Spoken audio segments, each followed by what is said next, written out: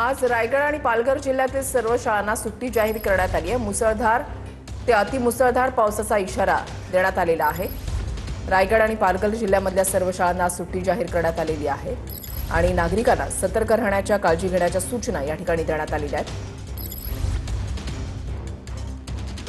पालघर जिल्ह्याला देखील पावसाचा रेड अलर्ट जारी करण्यात आलेला आहे।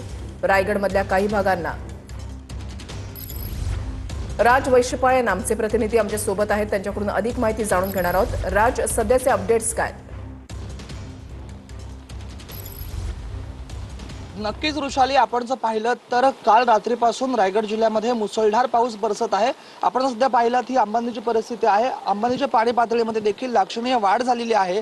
अंबा नदी असेल, सावित्री असेल, त्याचबरोबर कुंडलिका असेल, या नदींच्या पाणी पातळीमध्ये वाढ झालेली आहे आणि रायगड जिल्ह्याला पुढील 3 दिवस अतिमुसळधार पावसाचा इशारा जो आहे तो देण्यात आलेला आहे। आणि त्याच कारणास्तव आपण जर बघितलं तर रायगड जिल्ह्यातील 7 तालुक्यांच्या शाळांना जी आहे ती सुट्टी जाहीर करण्यात आलेली आहे।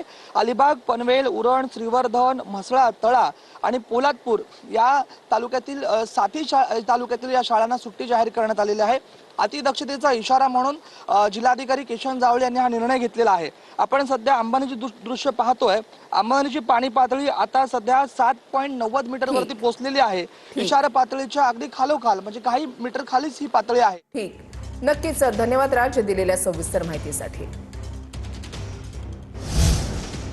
पुढील 3 तासांमध्ये मुंबई उपनगराला मध्यम आणि जोरदार पावसाची शक्यता आहे असा अंदाज वर्तवण्यात आलेला आहे। पालघर, रायगड, ठाण्यामध्ये जोरदार पावसाची शक्यता वर्तवण्यात आली आहे आणि त्याच्यामुळे नागरिकांना सतर्क राहण्याचं आवाहन देखील करण्यात आलेलं आहे। पुढील 3 तासांमध्ये मुंबई उपनगराला मध्यम आणि जोरदार पावसाचा अंदाज वर्तवण्यात आला आहे।